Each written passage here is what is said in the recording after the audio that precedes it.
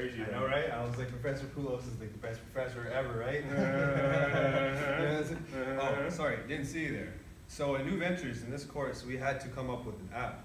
So we came up with an app, Study Buddies. Study Buddies. Great app.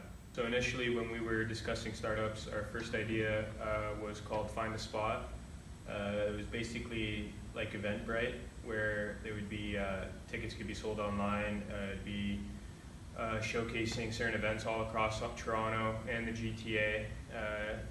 It wasn't going to work outside of the GTA or Toronto, which kind of made our competition with Eventbrite and other apps that were similar. We were kind of lower than them.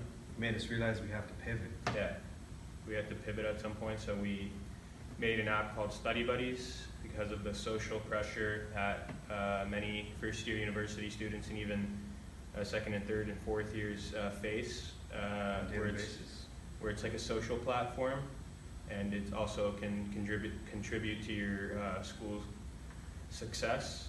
And after talking to students, we realized that many students felt that this would actually be helpful and beneficial for them.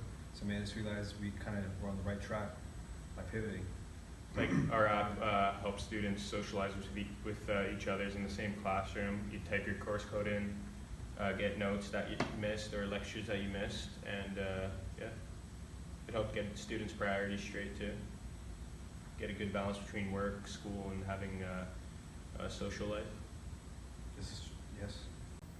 Another reason why we decided to discard our idea, Find a Spot, is because we were trying to target too large of a group. We wanted to advertise to the entire population, and that is just too large and general of a group to market towards. So we learned that we needed to target a market that was large and growing, one that we have regular contact with because we are a part of the group, and one that we have passion for. Yes, well said. Something else we kind of realized is that even though we are students and we are part of that group, that is quite a large group itself. So we figured that we could start off by making Ryerson students our beachhead, specifically first-year students, and that way we could kind of test it out in this environment, in this school and institution, and see how it turns out. And if it seems to be successful, then we could eventually branch out to other universities and colleges. Once we found our beachhead total addressable market, we set out on our customer discovery interviews, and we found that people were saying a few things over and over and over again. We found that people had trouble getting the notes before an exam that they missed during the lecture.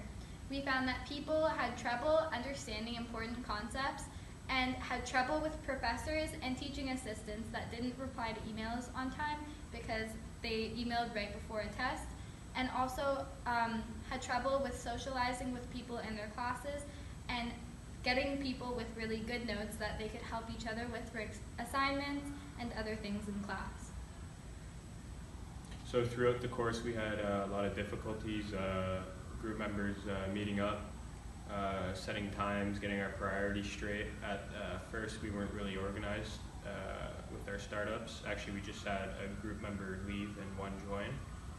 That's when we started to pivot and remodel our ideas. Eventually we started focusing a lot of our attention on this new startup, and we believe that it could actually work and help students, could be a good benefit for them.